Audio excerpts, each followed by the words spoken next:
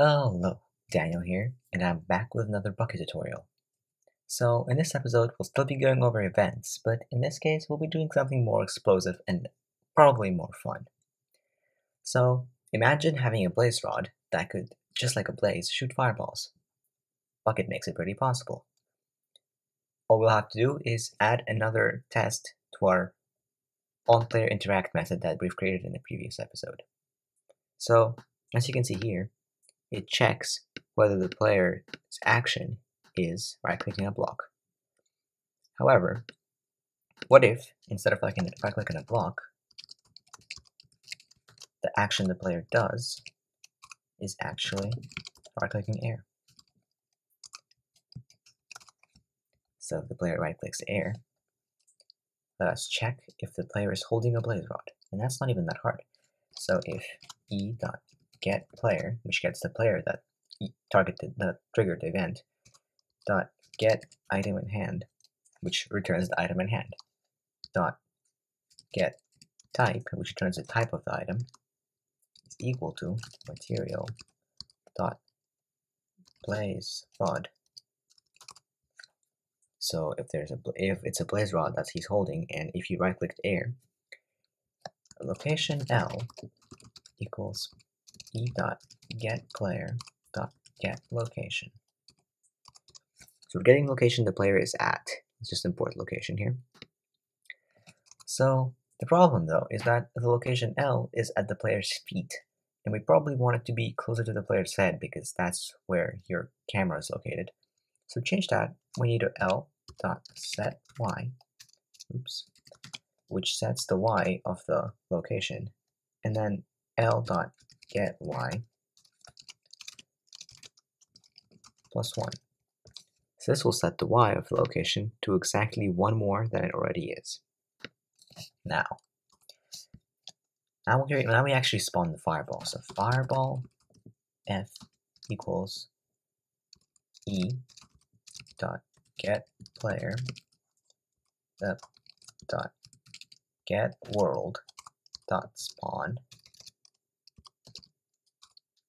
L fireball dot class. So we need to import fireball over here.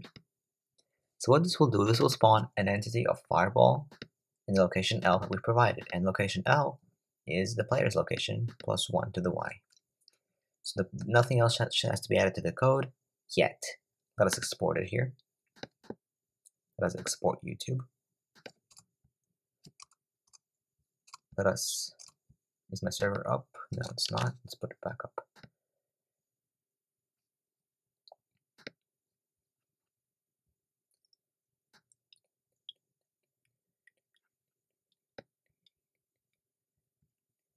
Alright, it's already up. That was kind of quick. Let's get back onto it. So I've already been testing some stuff, and the sign is gone. I'm not going to tell you why. And here we are with the fireball. So the problem with this is, boom. The fireball blows ourselves up whenever it collides with us. So that's a problem. We don't really want that happening, do we? There's a pretty simple way to fix it. And it's let's just do that for now. Alright. So fixing this is can actually fit in one single line, and the line is f dot set shooter e dot get player. So this will say that whoever shot fireball is player, and which will prevent the game from damaging player with his own shot. And that is actually it. There's nothing else we have to change. So let us put the server back up. I don't know why I put it down. Like, there wasn't a lot of point there. It shouldn't be long though. There we go. Now we're back in that survival world. Let me go. Alright. Pew.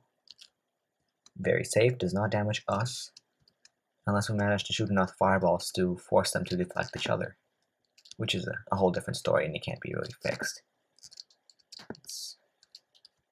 Yeah, it's pretty fun. Especially if you go on creative, so you can't be damaged by it and just shoot some marbles at the ground. That's very fun.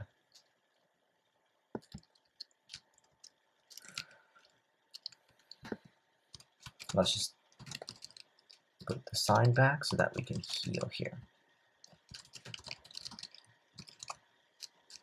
Alright. So let's just...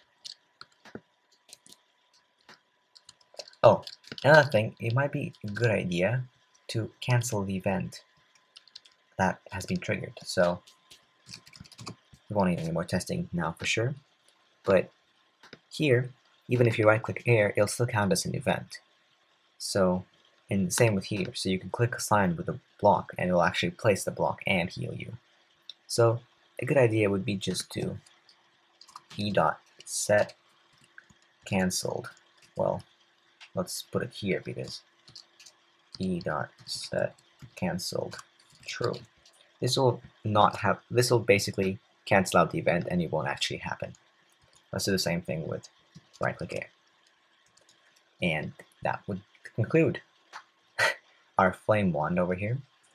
And next episode we'll probably still be going over events, but maybe not. We'll see. See you in the next episode.